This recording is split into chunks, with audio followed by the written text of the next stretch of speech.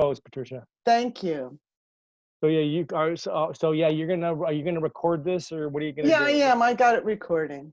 Okay, that's fine. Great. Just have at it.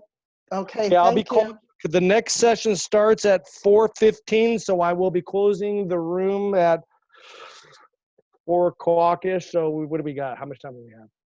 Got about 12. Well, I'll be here about 10, 15 minutes. Yeah, about 4:05. I'll have to close and restart it again. Okay. All right. Thank you. All right. Have fun, everybody.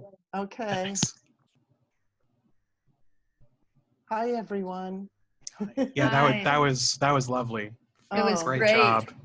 It was magnificent, Patricia. Really. Thank you. Fabulous. Thank you. Thank you. Unfortunately, I had so much material, I had to skip over a whole bunch of stuff that I had more about Wadiko, but I would always suggest reading the book. But making correlations to our time is really, really important. Patricia, Yes. could you recommended 2 good books to read, are there any others that you could recommend? Another one, I was going to mention this because, I had a little spiel I was going to give about Trump, but, and gaslighting and narcissism, but I think we all know that, right? So it's not like we need to go that far into it. But this book, which I know it's showing backwards, it's Alexander Lowen's book on narcissism. You're good. It's actually the right direction. We can Is it? Oh, it doesn't show for ours. It's called Denial of the True Self. I have it here on my desk. And what I love about, because we throw the word narcissism around a lot, what I love about Lowen's description of narcissism is that it's the loss of the true self, right? And that then the mask becomes what's important. And we see this in classic narcissism. I mean, we can see it in the narcissist in chief, that it's all about the image or how one is perceived or how one can influence. And they need energy like a Wetiko, right? To cannibalize energy from other people to give power to their mask. Because to keep a mask, intact, it requires an intense amount of psychic energy. And this is why narcissists draw so much from their environment, why they must co-opt others into their game, because they literally need the psychic energy to help maintain the mask, because they've lost touch with the essential self, right? And they've become the mask. So that's actually, I like Lowen's description of it, because I think we throw around the word narcissism a lot without really understanding the kind of pathology of it, right? Uh-huh. So I don't know, I have a million books. I could show you. The room I'm sitting in is covered. I don't know what books, I don't know what other ones what else to recommend. Mm-hmm. Okay. Patricia, do you happen to have I know you should have at the beginning, but like a website to contact or the like, or? Yes, of course. I showed it at the beginning. I have two websites. I'm giving a keynote, I think tomorrow, on a little bit of Kairos astrology, which is a form of astrology that I developed with experiential methods. And I'll be doing some of that material tomorrow. So kairosastrology.com is one, Kairos, Kairos Astrology, and Heal the Past is my main website, healthepast.com. That's my regression work. Gotcha, thank you. I do have, sorry. Oh, I was gonna say, because I teach with Laura and Rose in our School of Soul-Wise Evolutionary Astrology. So there's that website too. Gotcha. Thank you so much. I do have to jump out, but I just want to say again, thank you so much. All right, thanks. That was great. Okay. Bye. So any questions, anyone? Any thoughts? I wanted to ask you the next Pluto-Saturn synod after 1982. Pisces. Oh, after, I thought you meant the next one after Capricorn. After 82, Libra, well, it's Capricorn. Oh, it's the Capricorn. Yeah. So the first gone from 82 to 2000. About 37 years. Yeah, 30 some odd years. Yeah, so it was Cancer, Leo, Libra, and now Capricorn. And then the next one will be Pisces. All right, thank you. Okay. So I was curious if you're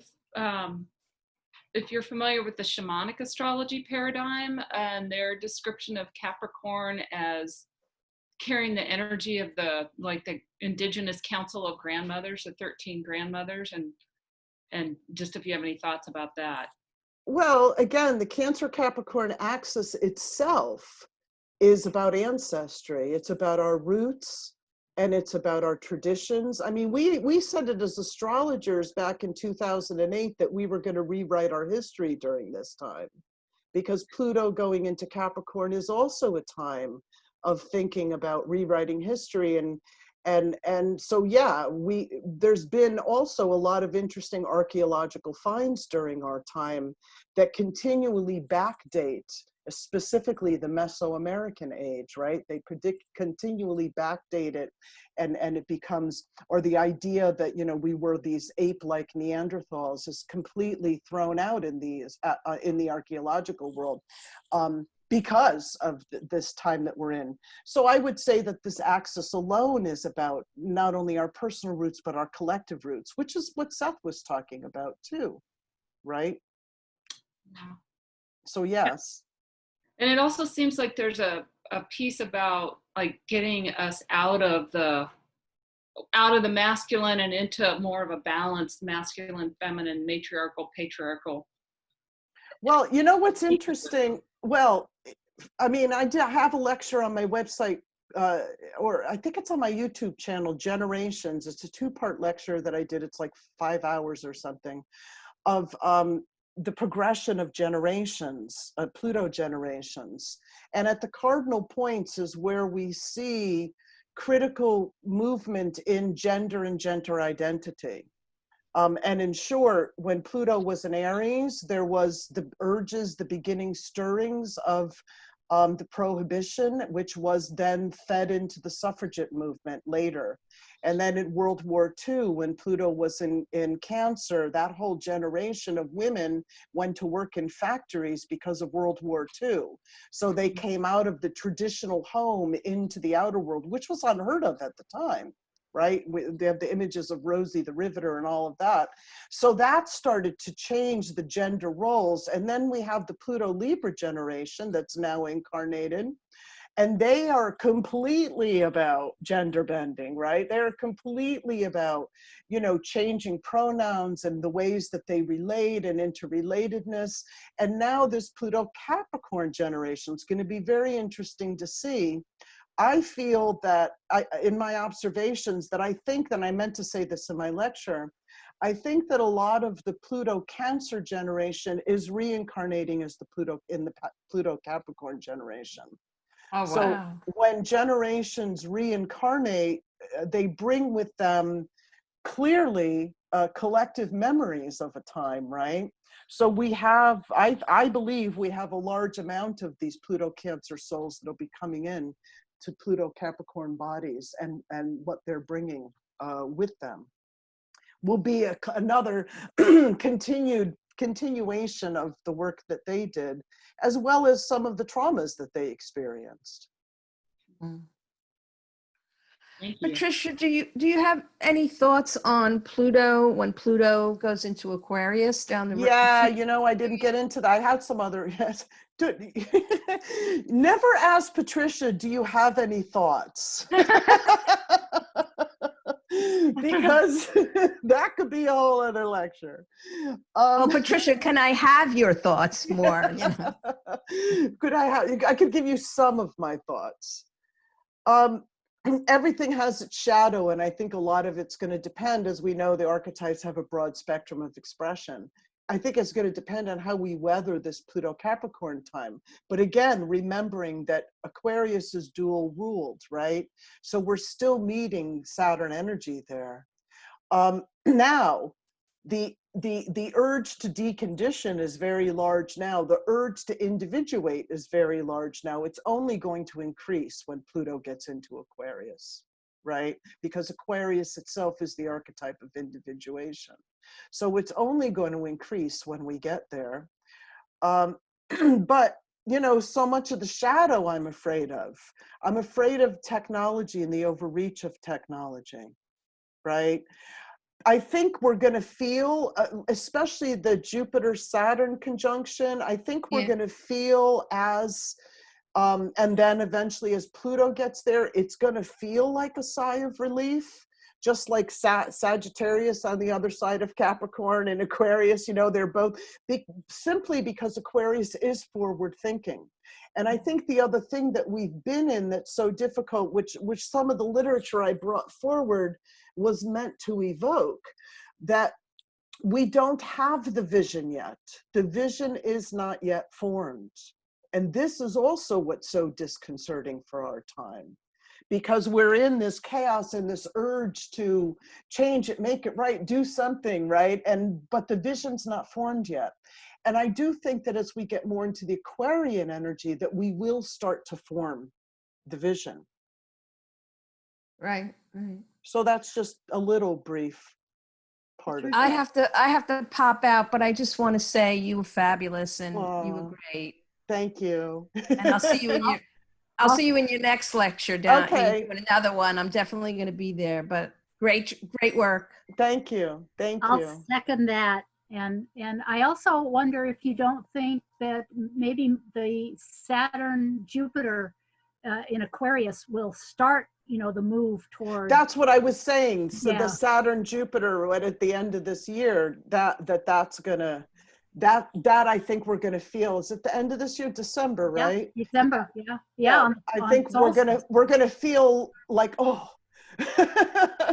you know, it doesn't, I mean, it's going to go back, right? So it doesn't necessarily mean that, you know, we're going to stay there, but I think we are going to feel at least a little glimmer of something different than the drudgery of all of this Capricorn energy. But keep in mind, the Pluto-Saturn synod of Capricorn is with us for the next 37 years, right? So Yeah. even though Pluto will move into Aquarius, we are still being held within or flavored by that synod. Right, and they're both ruled by Saturn traditionally. So yeah.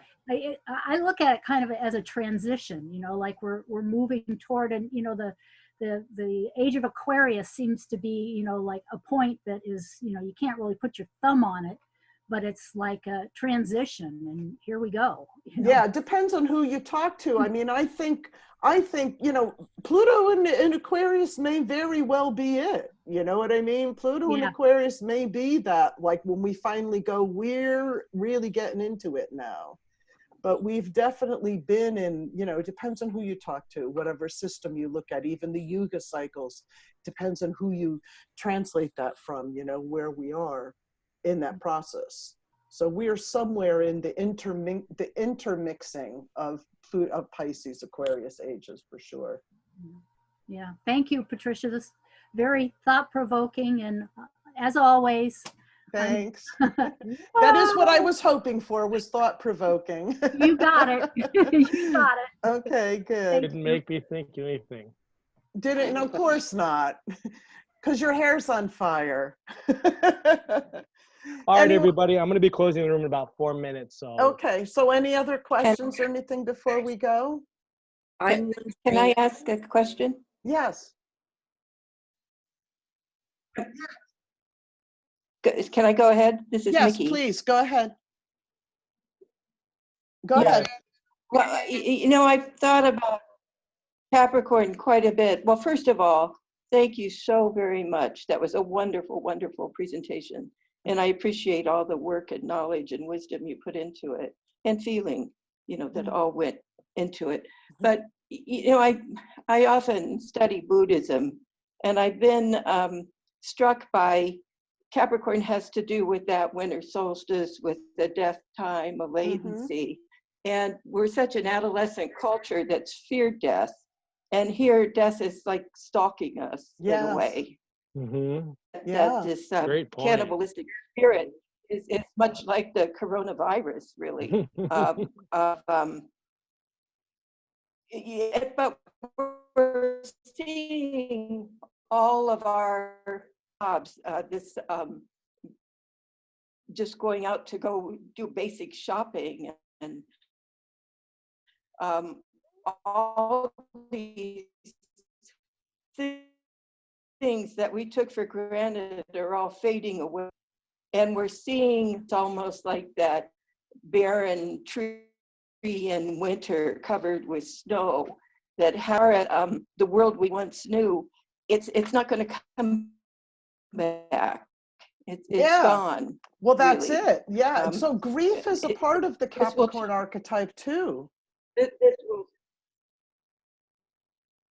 yes, that sense of loss, that Yeah. mourning Your we're pad all keeps going through. I'm sorry, Michelle, you From keep a cutting mindfulness out. perspective, trying to stay in the moment, and in my culture, in the whole globe of wanting to go back to the past. Is it cutting out? Yeah, you're cutting you out might a want to lot. turn your video off so your audio doesn't cut out. Okay, I'm new to this Zoom, so We I struggle understand, with Nikki. it. Yeah. Okay.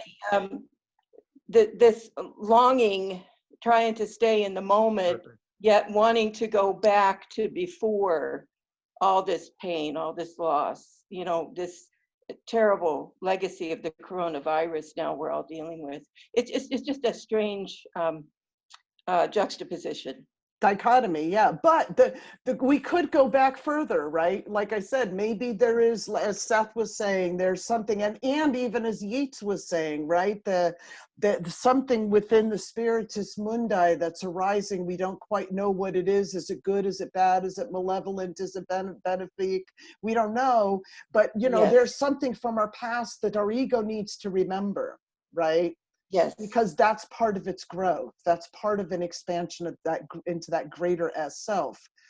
And like I said, I believe it's very simply, it's our interconnectedness, which our society doesn't have any whole place for. The structures that we have do not have a place for the very essential interconnectedness of ourselves and nature. Yes. Okay, Well, thank everybody, you I'm so going to have to be much. closing the room in a bit now. Okay. Okay, well, you all Thanks, can go into everyone. the Northwest Ballroom and chat away if you'd like. I would. I have to go and pick up my puppy who's at doggy Poopy. daycare. Puppy. All right. It's 7:00 here, but I'll be around. All right, we'll see everybody at the next Bye, meeting. Patricia. Thank you Okay. again. Thank you. Thank you. Thank you.